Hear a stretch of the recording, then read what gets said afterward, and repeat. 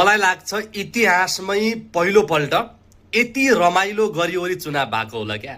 हाँस्यो, रमाइलो गरियो, मजाक गरियो, डान्स गरियो हैन। विरोध गर्नेहरूले पनि यस्तो तरिकाले एडभर्टाइज गरिदिए हाम्रो पार्टीको, राष्ट्रिय स्वतन्त्र पार्टीको।